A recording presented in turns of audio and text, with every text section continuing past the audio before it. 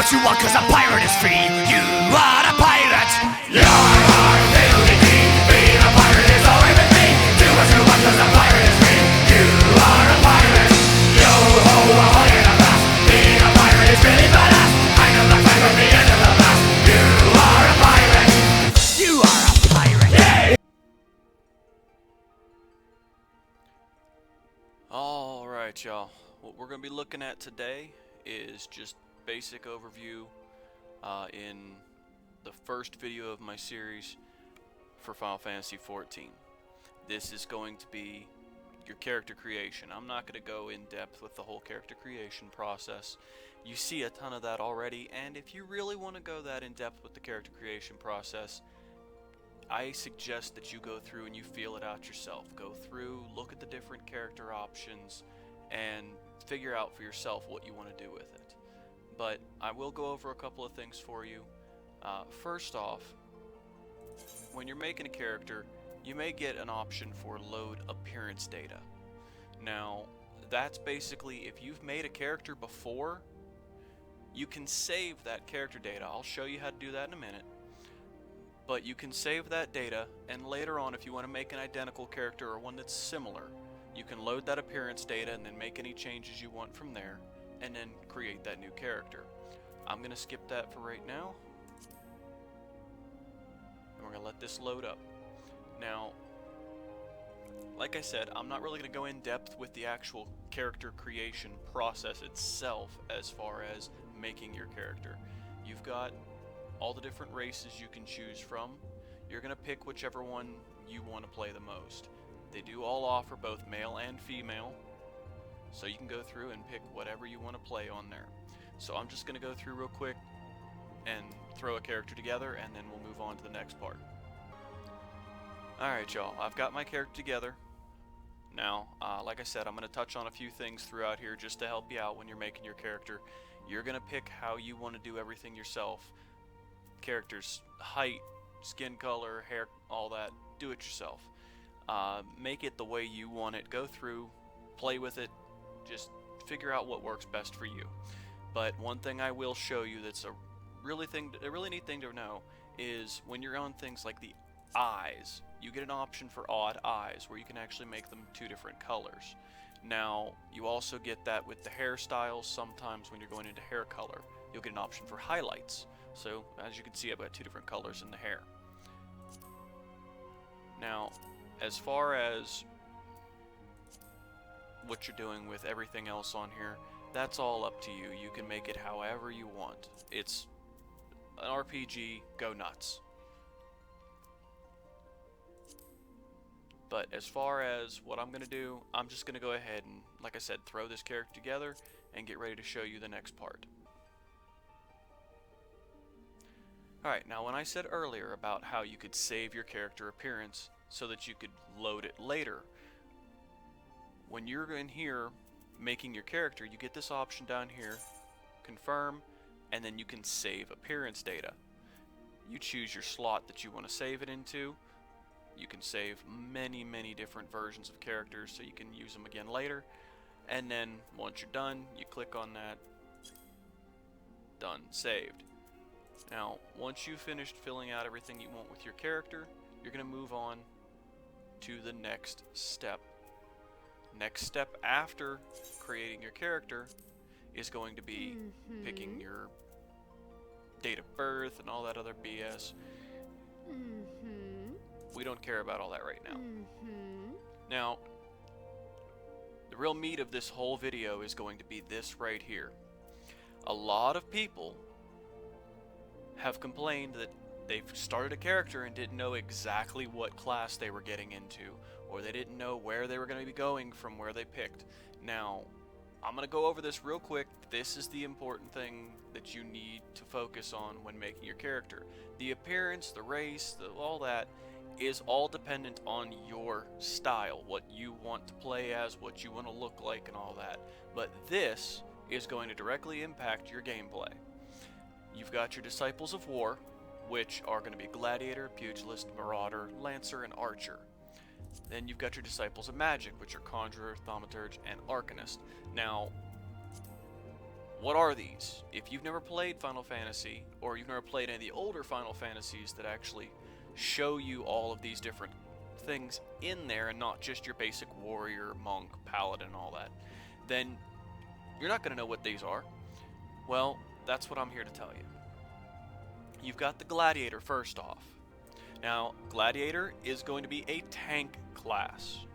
This is going to be your primary tanking class that you're going to see a lot of. Now, you're also going to see the other tanks, you're going to see warriors, you're going to see dark knights, but paladins are one of the things that you're going to see the most, and this is where they start, is Gladiator.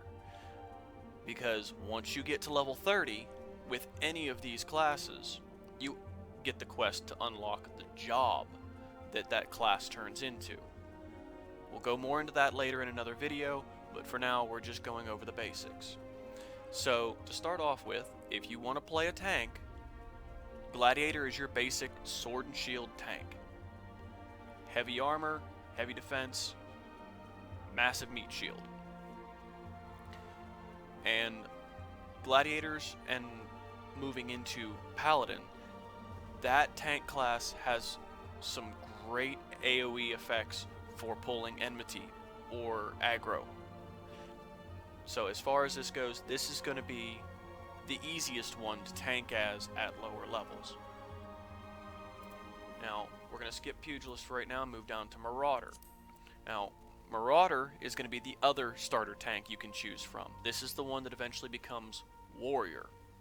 Now, this one obviously uses a big-ass axe in place of sword and shield. Now, this one is going to be a more target-focused enmity draw or aggro draw. Now, when you're playing on a Marauder, you're going to have to be able to focus the direction that you're swinging, because whereas Gladiator comes with things like flash and stuff like that that are AoE effect around you, Marauder gets overpower and things like that that are going to be directional. It uses a cone of effect. So if you're not really good at targeting but you still want to tank, do Gladiator. If you've got better targeting skills and you want to tank, I might suggest going Marauder. Now, eventually, all of that doesn't really factor in. It's all about early game right now. We'll move into end game in later videos, but for right now, this is early game. So, next thing we're going to move on to is the Pugilist. Now, this is your hand-to-hand fighter. This is going to eventually become the monk once you get to level 30. Now, this one is going to be a pretty fast-paced fighter. It's going to use a lot of skills as far as augmenting its regular fist damage. Now, this is just a straightforward DPS. You're right up in the face of the mobs. You are punching them, kicking them, and you have to know how to move around them. Now we move down to Lancer. This one is the one that eventually becomes Dragoon at level 30. This one's going to be obvious. They use a lance, and they use a lot of lance-based skills. At level 30, when they become Dragoon, they get the jump ability, but they are still a in-your-face, with a little bit of distance to them, DPS. They are a little bit meatier than the Pugilists, but they are a little bit slower as well. Now, move down to Archer. This one is your first ranged DPS that you're going to see on here. This is pretty straightforward with the bow and arrow. They sit back and they shoot. But the thing is that archers also become bards at level 30. And once they become bards at level 30, you'll start to use their songs and things like that more. But you do start getting abilities that are song related earlier on. So as an archer, you'll not only see your bow skills, but you'll also start seeing musical skills that you'll then have to use.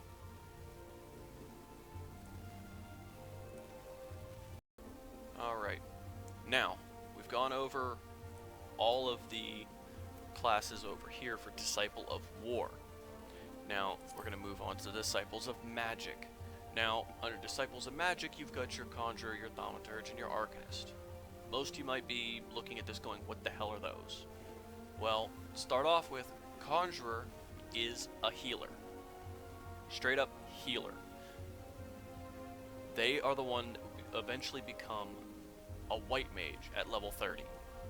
Now, this is the one that you're going to want to play if you like to play healing heavily.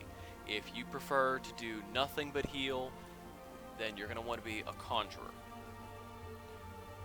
Now, if you like to have a little bit of healing and a little bit of DPS options, you're going to want to go Arcanist, because Arcanists are the ones that they actually get a dual job option at level 30. They can go either Scholar or Summoner. So you can play Arcanist up to level 30 and unlock both of those if you want, and you'll actually be able to play a Scholar and a Summoner, so you'll have healing and DPS ability from leveling just the one class and then the subclasses. Now, if you don't want to play straight up healing, and if you don't want to have to worry about dealing DPS with heals on the Arcanist, and you just want to do straight up DPS, there is the Thaumaturge. Now, this is the one that will eventually become Black Mage at level 30. So this is going to be your powerful magical spells. It is a slower caster than your Arcanist. Your Arcanist is going to get a lot of stuff that's insta-cast or that's dots and things like that, that are things that you're going to be stacking up that are going to be doing damage constantly. Whereas Thaumaturge, not so much. They're going to be very spell-based, where they have to cast. They have to sit there and you either get a cast timer and you have to wait for it to build up and then fireball and then whatever. It's one of those things that if you're not very patient, you don't want to play this class. So that goes over the Disciples of Magic. So just a quick recap. Disciples of War, you've got your shield and sword tank. You've got your axe tank. This one's going to be a little bit easier at lower levels. This one's going to be a little bit more difficult at lower levels. Then you've got your faster based DPS. You've got your slower based DPS. You've got your range DPS. You've got your pure healer. You've got your healer and DPS. And then you've got your pure slow cast DPS. So that's going to give you your basic overview of what you get from the different classes. That is going to be where we start, and that's going to be where we're ending for today. So as far as any questions you guys might have, leave them down in the comments. Right now, this is what we're going to be doing. We're going to be going over things not in great detail, but in a helpful manner, where you're going to be able to see what choices you can make. And I'm not going to be telling you what choice to make. You're going to be deciding based off of the information that I give you. So go in, play around with your character design, make it how you want it, and then use the information I've given you to decide which class you want to start as. You can unlock all of them eventually, but where you start is where you're going to be leveling up to at least level 10. At minimum, you've got to get to level 10 before you can unlock anything else, because you've got to go through all of the necessary quest lines and everything else to get to that point.